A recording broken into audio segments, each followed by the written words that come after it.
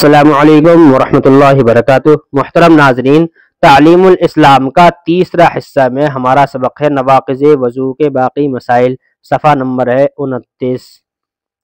سوال: ناپاک چیز بدن سے نکل کر کتنی بہہ جائے تو وضو ٹوٹتا ہے؟ جواب: کوئی ناپاک چیز بدن سے نکل کر اس مقام کی طرف جس کا وضو یا غسل میں دھونا فرض ہے تھوڑی سی بہہ جائے تو وضو ٹوٹ جاتا ہے۔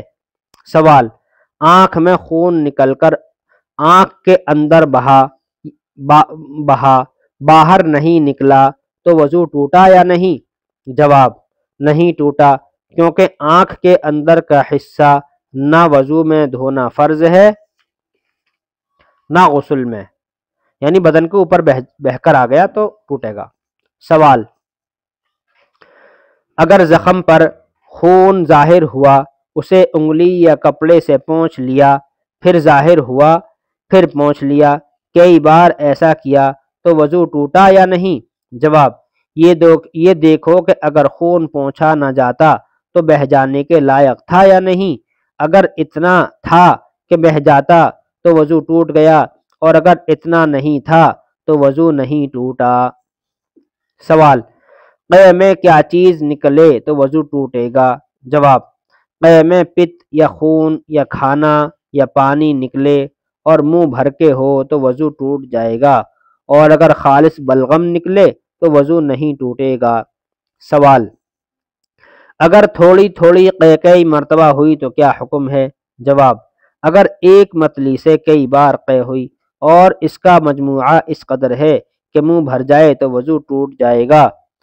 ہاں، اگر ایک متلی سے تھوڑی قے ہوئی، پھر وہ متلی جاتی رہی اور دوبارہ متلی پیدا ہو کر تھوڑی سی قے ہوئی تو ان دونوں مرتبہ کی قے کو جمع نہ کیا جائے گا اور وضو نہیں ٹوٹے گا۔ سوال: بدن میں کسی جگہ پھنسی ہے، اس میں سے خون یا پیپ کا دھبا کپڑے میں لگ جاتا ہے تو کپڑا پاک ہے یا ناپاک؟ جواب: اگر خون یا پیپ نکل کر بہنے کے لائق نہیں ہے، کپڑا لگنے سے دھبا آ جاتا ہے تو وہ کپڑا پاک ہے، لیکن پھر بھی دھو ڈالنا بہتر ہے۔ سوال: قے اگر منہ بھر کے نہ ہو تو وہ ناپاک ہے یا نہیں؟ جواب: نہیں۔ سوال: جونک نے بدن میں چمٹ کر خون پیا اور بھر گئی، یا مچھر پسو نے کاٹا تو اس سے وضو ٹوٹے گا یا نہیں؟ جواب: جونک کے خون پینے سے وضو ٹوٹ جائے گا، اگرچہ چھڑانے کے بعد اس کے کاٹے ہوئے زخم سے خون نہ بہے، کیونکہ جونک اتنا خون پی جاتی ہے کہ اگر وہ خون بدن سے نکل کر اس کے پیٹ میں نہ جاتا تو یقیناً بہہ جاتا۔ اور مچھر پسو کے کاٹنے سے وضو نہیں ٹوٹتا، کیونکہ یہ بہت تھوڑی مقدار میں خون پیتے ہیں جو بہنے کے لائق نہیں ہوتا۔ سوال: کس قسم کی نیند سے وضو نہیں ٹوٹتا؟ جواب: کھڑے کھڑے سو جانے یا بغیر سہارا لگائے ہوئے بیٹھ کر سونے یا نماز کی کسی حیت پر سونے سے وضو نہیں ٹوٹتا، جیسے سجدے میں سو گیا یا قاعدے میں سو گیا تو وضو نہیں ٹوٹے گا۔ سوال: کیا کوئی شخص ایسا بھی ہے کہ سو جانے سے اس کا وضو نہیں ٹوٹتا؟ جواب: ہاں، انبیاء علیہم السلام کا وضو نیند سے نہیں ٹوٹتا، یہ ان کی خصوصیت اور خاص فضیلت تھی۔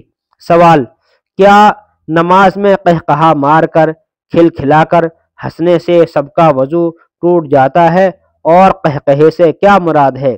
جواب: قہقہے سے مراد یہ ہے کہ اتنے زور سے ہنسے کہ اس کی آواز دوسرے پاس والے لوگ سن سکیں۔